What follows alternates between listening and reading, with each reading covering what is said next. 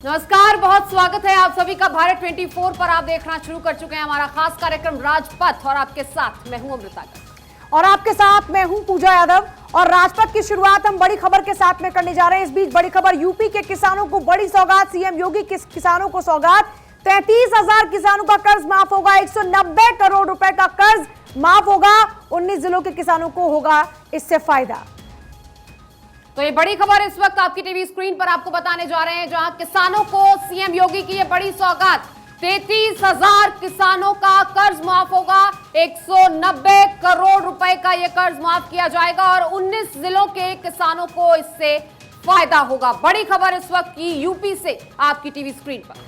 देखिए, ये वाकई कई मायनों में बहुत बड़ी खबर है। 19 जिलों के किसानों को सीधे तौर पर इससे फायदा होगा। यूपी के किसानों के लिए ये बहुत बड़ी सौगात है।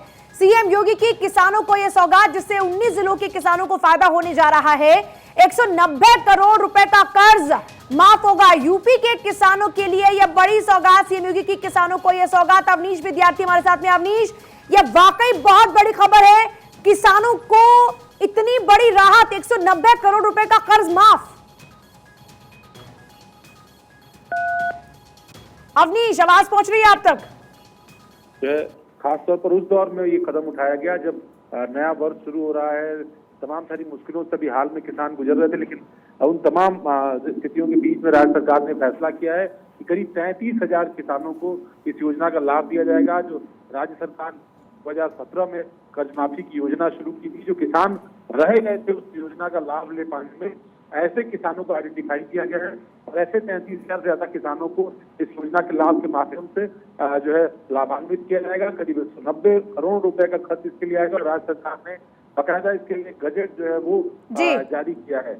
चलिए अवनीश, बहुत शुक्रिया आपका इस पूरी जानकारी के लिए। तो यूपी के किसानों को ये बड़ी सौगात देने जा रहे हैं सीएम योगी। 190 करोड़ रुपए का कर्ज माफ होगा। जाहिर तौर पर देश के अन्नदाता के लिए एक बड़ी राहत है। चलिए आगे बढ़ते हैं और बात करेंगे कंजावला कांड की, जिसमें रोजाना नए नए खुलासे हो रहे हैं और अंजलि की दोस्त निधि अब बुरी तरीके से घिर गई है। बिल्कुल, निधि के कारनामे अब एक एक करके खुलने लगे हैं। गांजा की तस्करी, जेल की हवा, नशे का कारोबार, ये निधि का धंधा था। अब अंजलि की डेथ मिस्ट्री में निधि पर शक और ज्यादा गहराने लगा है। बिल्कुल, 31 और 1 जनवरी की दरमियानी रात सिर्फ निधि ही अंजलि के साथ थी और निधि सब कुछ जानती है, लेकिन फिर भी वो पुलिस को बार बार चक्कर कटवा रही है और यही है वजह कि क्यों ये गुत्थी और उलझती जा रही है।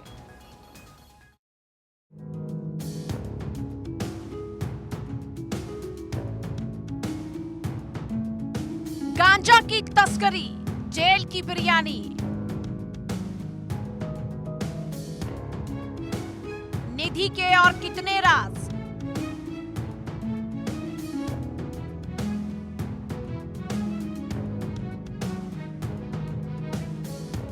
अंजलि की सहेली उलझती निधि की पहेली। कंजावला कांड में रोजाना नए नए खुलासे हो रहे हैं। एक के बाद एक पुलिस नई थ्योरी पेश कर रही है, लेकिन पुलिस की सारी थ्योरी फेल हो रही है। 21 दिसंबर और 1 जनवरी की रात आखिर क्या हुआ था, ये सिर्फ अंजलि की सहेली निधि ही जानती है, लेकिन निधि पुलिस को गुमराह कर रही है।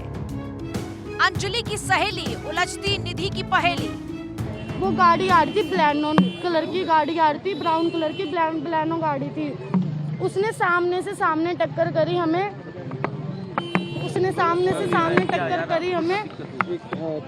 लड़की गाड़ी के नीचे आ गई। लड़की नशे में थी बहुत ज्यादा। लड़की गाड़ी के नीचे आ गई। लड़की बहुत ज्यादा नशे में थी, लड़की गाड़ी के नीचे आ गई। ठीक है, लड़की की गलती है। जो लड़की इतने नशे में ड्राइविंग कर रही है, मैंने उसको मना करा कि मत चला, मैं होश में हूँ, मेरे को चलाने दो। उसने मेरे पे विश्वास नहीं करा।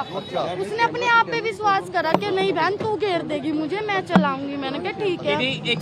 अब निधि को लेकर वो खुलासा हुआ जिसे सुनकर आप भी चौंक जाएंगे। निधि पर गांजे की तस्करी का आरोप लगा है। गांजा तस्करी के आरोप में निधि अपने 2 दोस्तों के साथ यूपी के आगरा में गिरफ्तार भी हुई थी और 10 दिन तक जेल में भी बंद थी। फिलहाल निधि जमानत पर बाहर है। निधि की यह तस्वीर 6 दिसंबर 2020 की है, जब उसे रेलवे पुलिस ने चेकिंग के दौरान 2 दोस्तों के साथ गिरफ्तार किया था। भारत 24 के पास निधि की जमानत कॉपी है। 2020 में गांजा तस्करी के आरोप में निधि जेल गई। 10 दिन बाद निधि को जमानत मिली थी। 50,000 की जमानत राशि पर बाहर है निधि। निधि पर तेलंगाना से यूपी के आगरा में गांजा तस्करी के आरोप। चेकिंग के दौरान निधि और उसके दोस्तों के पास से 10-10 किलो गांजा मिला था, यानी तीनों लोगों से 30 किलो गांजा बरामद हुआ। ये तीनों तेलंगाना के सिकंदराबाद से राजधानी एक्सप्रेस से आगरा होते हुए दिल्ली जा रहे थे, जहां उन्हें गांजे की खेप पहुंचानी थी। 2020 में दिसंबर महीने में गांजा तस्करों के खिलाफ एक जो हम लोगों का अभियान चलता है, उसी क्रम में 3 व्यक्ति अरेस्ट हुए थे। इसमें एक निधि थी, दूसरा जो है एक समीर उर्फ बाही करके था, और तीसरा जो है रवि कुमार था। रवि कुमार और बाही जो है ये लोग अमर बिहार के थे, और निधि जो है सुल्तानपुरी की थी, जिसको इनके पास से 30 केजी गांजा जो है वो बरामद हुआ था, और उसके बाद इनको जेल भेजा गया था। जो पूछताछ हुई थी उसमें ये पता चला था कि ये लोग सिकंदराबाद से गांजा जो है वो लेकर के आ रहे थे, और इसको दिल्ली में जो है अलग अलग जगहों पे इसकी खपत जो है वो लोग इसकी करवाते। उसी में इसको अरेस्ट करके जेल भेजा गया है। अभी जो दिल्ली वाला मामला है वो ये वही निधि है। इस चीज को हम लोग अभी वेरीफाई कर रहे हैं। अभी इस चीज की हम पुष्टि नहीं कर सकते हैं कि 31 दिसंबर और 1 जनवरी की रात क्या हुआ उसका राज सिर्फ निधि ही जानती है। और अब निधि पुलिस की गिरफ्त में है। पुलिस निधि को लेकर उन सभी जगहों पर गई जहां जहां निधि और अंजलि गए थे। 6 जनवरी को निधि और अंजलि का एक लड़के के साथ नया सीसीटीवी सामने आया था। सीसीटीवी में दिख रहे शख्स का नाम नवीन है, और जब भारत 24 की टीम नवीन के घर पहुंची तो नवीन और उसके परिजनों ने बात करने से साफ साफ इनकार कर दिया। मैं इस वक्त नवीन के घर के सामने खड़ा हूं। मेरे पीछे ये वो घर है जिसमें नवीन यहाँ पर पिछले 15 सालों से बताया जा रहा है रहता है। दरअसल मैं नवीन के बारे में आपको बताऊं तो नवीन अंजलि का वो सो कॉल्ड दोस्त है जो सीसीटीवी में दिख रहा था, जिसमें नवीन अंजलि और निधि को लेकर जाता है। जिसके बाद लगातार इसके दावे को लेकर हमने भी इससे बात करने की कोशिश की, लेकिन बताया जा रहा है कि नवीन इस वक्त घर में नहीं है। लेकिन उसके बाद भी दिल्ली पुलिस लगातार इस मामले की छानबीन कर रही है। और निधि को लेकर एक और खुलासा हुआ। निधि ने 16 लाख रुपए कैश देकर घर खरीदा है। घर खरीदते समय निधि अपनी मां को भी लेकर गई थी, लेकिन निधि काम क्या करती है इसको लेकर उसकी मां सटीक जवाब नहीं दे पाई थी। और आधी रात को स्कूटी की सवारी हादसा और अंजलि की दर्दनाक मौत, लेकिन निधि को खरोच तक नहीं आई, ये बड़ा सवाल है। क्या निधि सब कुछ जानती है फिर भी पुलिस को गुमराह कर रही है? गाड़ी के नीचे आई ना, गिर गई वो लड़की। फिर गिर के वो उनने फिर टक्कर मार दी उनने। फिर ऐसे ऐसे करी, ऐसे ऐसे करके बस वो उसको मार रहे थे उसको।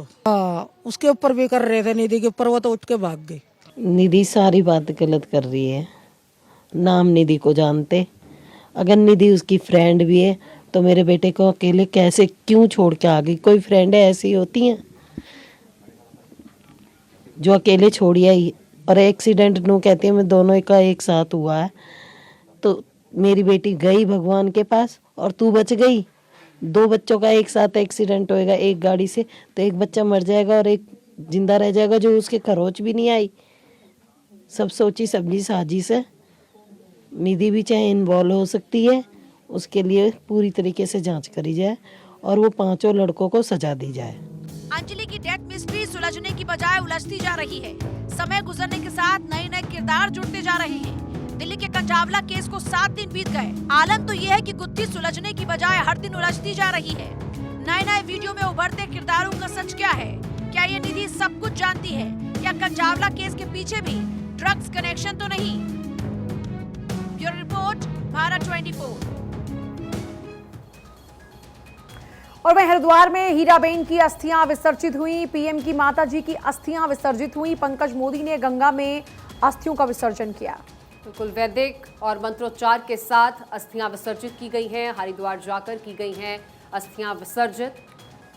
और तस्वीरें भी आपकी टीवी स्क्रीन पर आप देख रहे हैं। पंकज मोदी ने मां की अस्थियां विसर्जित की हैं। पंकज मोदी ने गंगा में मां हीराबेन की अस्थियों को विसर्जित किया। पूरे वैदिक मंत्रोच्चारण के साथ में अस्थियां विसर्जित की गई। हरिद्वार जाकर अस्थियां विसर्जित की गई हैं। ये तस्वीरें आपको दिखा रहे हैं।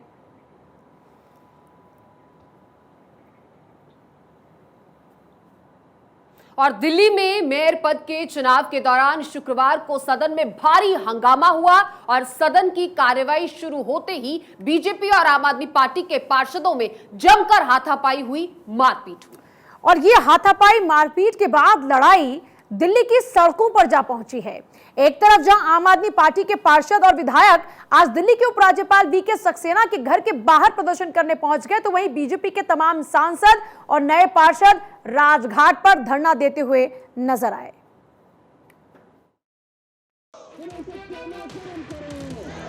दिल्ली मेयर के चुनाव को लेकर आम आदमी पार्टी और बीजेपी आमने सामने है। शुक्रवार को सदन में कार्यवाही स्थगित होने पर शनिवार को दोनों पार्टी के नेता एक बार फिर से एक्शन में दिखे। आम आदमी पार्टी और भारतीय जनता पार्टी के नेता फुल एक्शन में नजर आए। देश में नई व्यवस्थाएं लागू करेंगे। अगर दिल्ली की जनता को पता होता कि ये नई एमसीडी हाउस सिविक सेंटर में बवाल के बाद आम आदमी पार्टी के खिलाफ बीजेपी सड़क पर उतरी। राजघाट पर बीजेपी के नेताओं और कार्यकर्ताओं ने तख्तियां लेकर प्रदर्शन किया। पोस्टर पर लिखा है, आम आदमी पार्टी संवैधानिक व्यवस्था तोड़ना बंद करो। इस दौरान बीजेपी ने आम आदमी पार्टी के खिलाफ जमकर नारेबाजी की।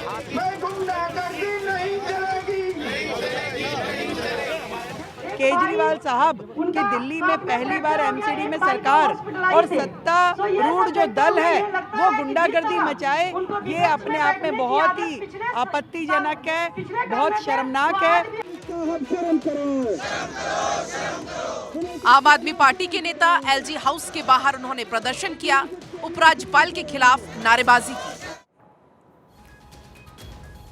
और वहीं बीजेपी के चाणक्य कहे जाने वाले अमित शाह एक बार फिर से चुनावी मैदान में उतर आए हैं।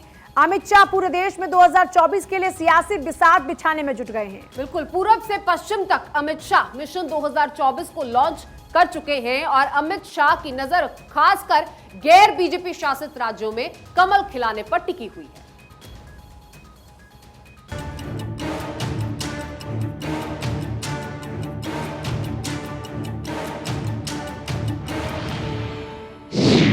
गैर बीजेपी शासित राज्यों पर शाह की नजर। 2023 तो बहाना है, 2024 निशाना है।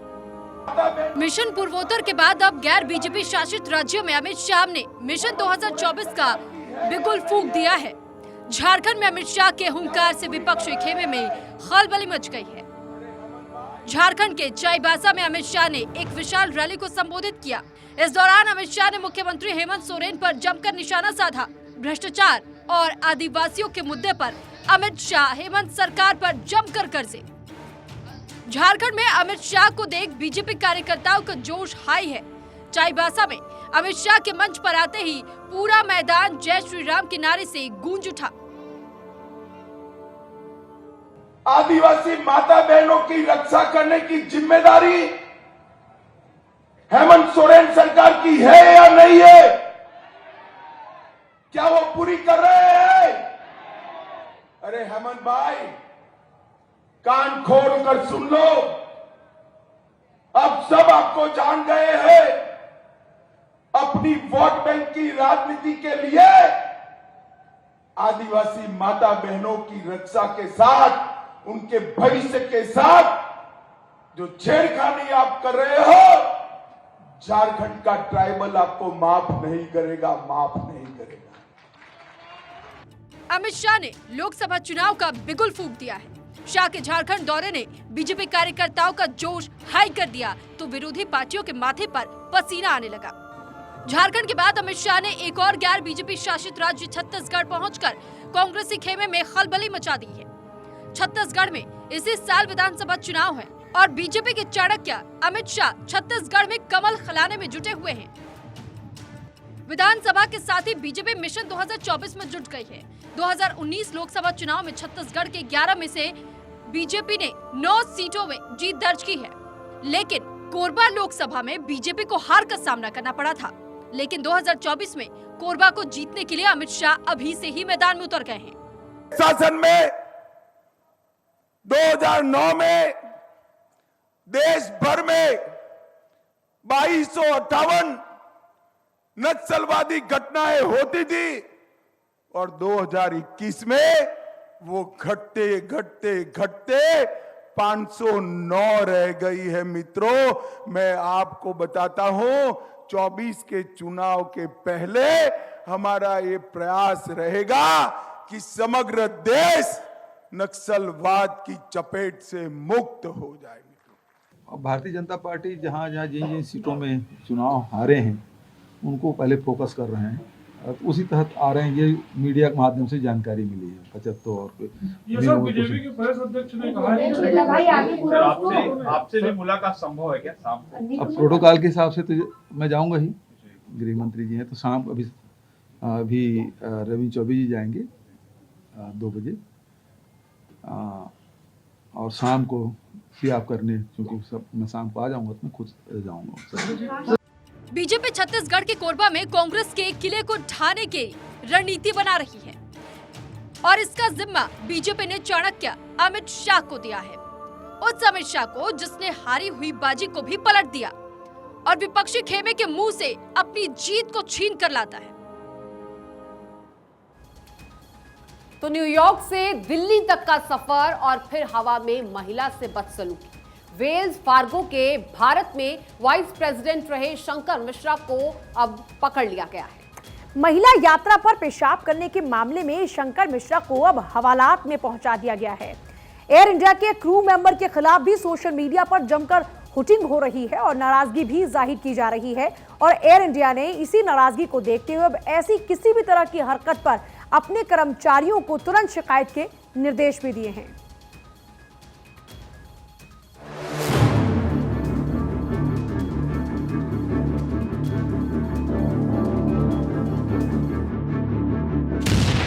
फ्लाइट में शंकर मिश्रा का भयंकर कांड।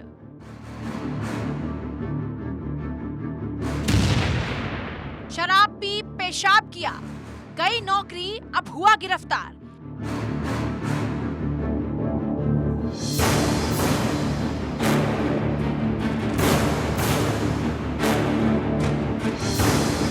ये वही शख्स है जिसने बदसलूकी की सारी सीमा लांघ दी। शराब के नशे में इसने वो कांड किया जिसकी उम्मीद किसी को ना थी, खासकर फ्लाइट में। पिछले साल 26 नवंबर को एयर इंडिया की न्यूयॉर्क से नई दिल्ली आ रही फ्लाइट में नशे में धुत होकर शंकर मिश्रा ने साथी महिला पैसेंजर के साथ न सिर्फ बदतमीजी की बल्कि उसके ऊपर पेशाब कर दिया। फ्लाइट में मौजूद एयर इंडिया के क्रू शंकर मिश्रा को रोकते रहे, लेकिन शराब के नशे में डूबे शंकर मिश्रा ने कोई लिहाज नहीं किया। अब दिल्ली पुलिस शंकर मिश्रा को बेंगलुरु से गिरफ्तार कर चुकी है। 14 दिन की न्यायिक हिरासत में भेज चुकी है। शंकर मिश्रा की तलाश में दिल्ली पुलिस ने मुंबई, महाराष्ट्र में भी छापेमारी की, लेकिन वो बेंगलुरु में पकड़ा गया। शंकर मिश्रा को कंपनी ने नौकरी से हटा दिया। उनकी कंपनी वेल्स फार्गो ने उन्हें टर्मिनेट कर दिया। शंकर मिश्रा वेल्स फार्गो का भारत में वाइस प्रेसिडेंट था। 3 दिन पहले ही उसके खिलाफ लुकआउट नोटिस भी जारी हुआ ताकि वो देश छोड़कर ना भाग सके। महिला ने बताया कि शंकर मिश्रा ने बहुत ज्यादा शराब पी रखी थी और शराब के नशे में उसने सारी हदें पार कर दी। 26 नवंबर को एयर इंडिया की फ्लाइट में शंकर मिश्रा ने बदसलूकी की। एयर इंडिया ने मिश्रा पर 30 दिनों का बैन लगा दिया। एयर इंडिया ने आरोपी के खिलाफ शिकायत दर्ज कराई। दिल्ली की महिला ने भी शिकायत दर्ज कराई। शिकायत के बाद शंकर मिश्रा फरार हो गया। वेल्स फार्गो ने शंकर मिश्रा को टर्मिनेट कर दिया।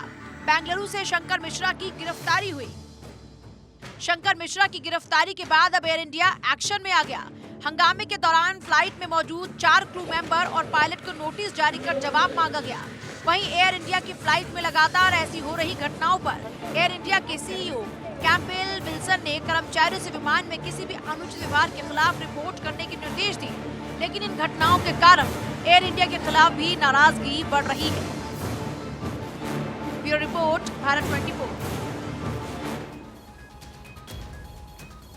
अब भारतीय महिला फाइटर का दम भी विदेशी जमीन पर दिखेगा। विदेशों में भी महिला फाइटर भारत का मान बढ़ाएंगी। बिल्कुल, जापान में होने वाले वीर गार्जियन 2023 अभियान में महिला फाइटर टीम भी हिस्सा लेगी और ये नजारा वाकई में देखने लायक होगा और हर महिला को इस नजारे को देखते हुए मान महसूस होगा।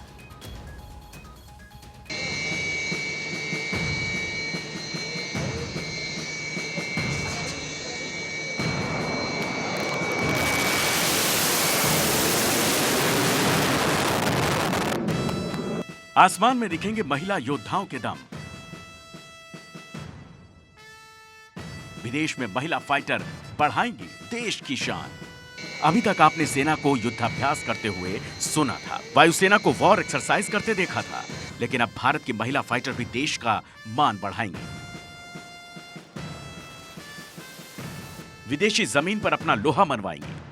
पहली बार भारतीय वायुसेना की महिला लड़ाकू पायलट देश के बाहर होने वाली हवाई युद्धाभ्यास का हिस्सा होंगी।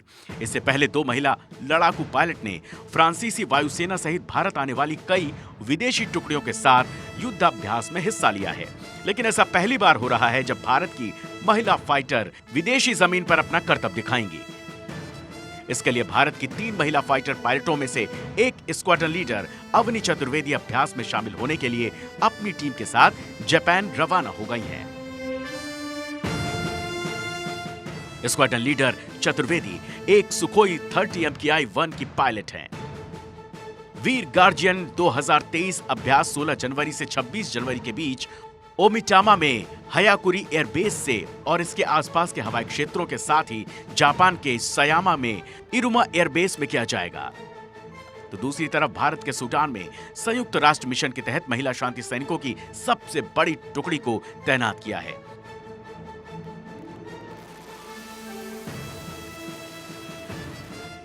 भारत ने अब एक क्षेत्र में महिला शांति सेना के 27 सदस्यीय दल को तैनात किया है। जिस जगह पर महिला शांति सेना को तैनात किया गया है वो सूडान का अशांत क्षेत्र है। इससे पहले 2007 में लाइबेरिया में पहली बार महिलाओं की टुकड़ी को तैनात किया गया था। सूडान में तैनात महिला शांति सेना में कई सामाजिक विशेषज्ञों को भी शामिल किया गया है, जो उस क्षेत्र में सुरक्षा के साथ सामाजिक कार्य भी करेंगे। Bureau report, Bharat 24।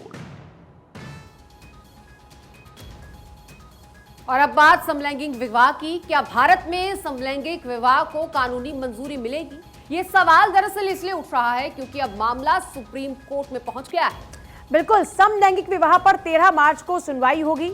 हाईकोर्ट में 9 याचिकाएं दायर हैं और इन्हीं सभी याचिकाओं पर सुप्रीम कोर्ट में अब सुनवाई होगी। आपको बता दें कि भारत में समलैंगिक संबंध पर 2018 में सुप्रीम कोर्ट ने फैसला दिया था। समलैंगिक यौन संबंध भारत में अपराध नहीं, सहमति से समलैंगिक यौन संबंध अपराध की श्रेणी से बाहर। सुप्रीम कोर्ट ने 2018 में यह फैसला दिया था और सुप्रीम कोर्ट ने 2018 में सहमति से समलैंगिक यौन संबंध को अपराध की श्रेणी से भी बाहर कर दिया था। बिल्कुल, समलैंगिक विवाह को अभी तक मान्यता नहीं मिली है, लेकिन दुनिया के कई देशों में समलैंगिक विवाह मान्य हैं और ये देश हैं Argentina, Australia, Brazil, Canada, Cuba, Denmark और फिनलैंड। इन समेत 32 देशों में समलैंगिक विवाह मान्य है।